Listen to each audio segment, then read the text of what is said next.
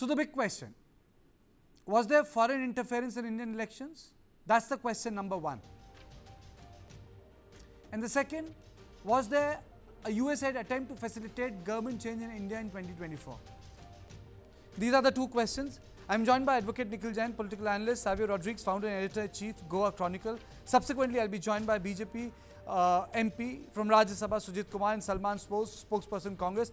But let me straight away go to Savio first. Savio, do you think that there was a real attempt to meddle in Indian elections? Well, I believe there's been an attempt to meddle in Indian elections, not now. They've been going on for quite some time. Now, I've clearly stated on numerous of my articles and numerous of the investigations that I have done that the US government, in particular the US state, along with the CIA and organizations like USAID, NED, are very instrumental as far as wanting to control the outcome of elections in India and the outcomes of economic growth in India.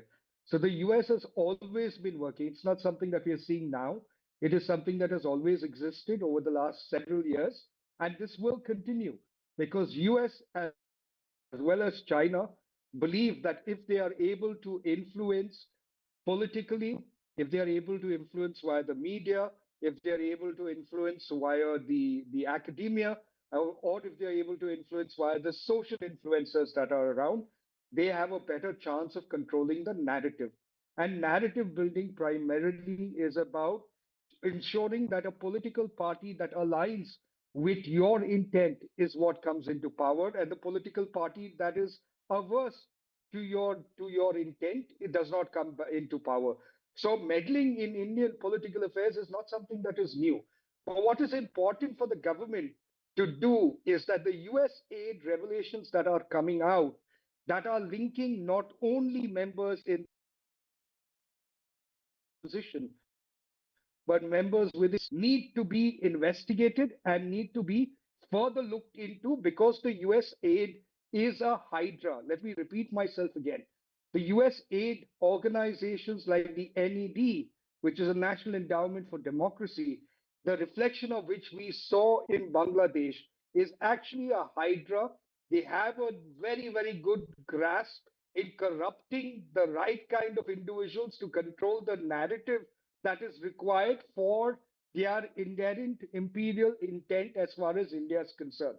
So, therefore, the BJP and Prime Minister Modi must open up an investigation into looking into primarily who are the people who have received the funds, what is the nature of the funds, how much of the funds have been used to basically create a narrative around elections, and how much of it actually worked in the interest of the intent in which that fund was given.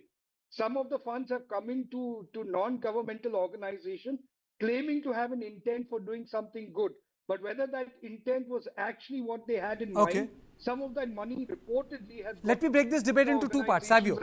Let me break this debate into two parts. The graphics are on here. Let me go across to Advocate Nikhil Jain.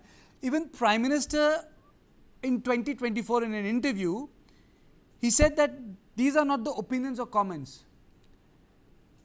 Foreign powers are trying to influence Indian elections. Then, 2023, in Karnataka, Prime Minister accused the opposition saying that the family is seeking foreign intervention in India's politics, hobnobbing with diplomats inimical to India's interest. And this was soon after Rahul Gandhi's London conversation. So there are two issues here. One, what the President of the United States of America has said, that were they trying to elect someone else? And second, do you think that these non-governmental organizations which operate in guise of good actually are political tools for the foreign government? So, Kartikeya, my view on that is in some terms very similar. Is my audio clear? Your frame is frozen. No, it's clear. It's absolutely clear. Yeah. Perfect. Yeah. So I agree with Savio to a large extent when he says that the United States government tries to influence foreign policy in other countries to further their neo-imperialistic tendencies. And with the garb of agencies like the USAID, they try to control democracy, political power, economic power, and the distribution of power and assets across the country, across the world. There, I agree with Savio completely. But there's one important nuance in this particular voter turnout controversy that has been raised in the past few days.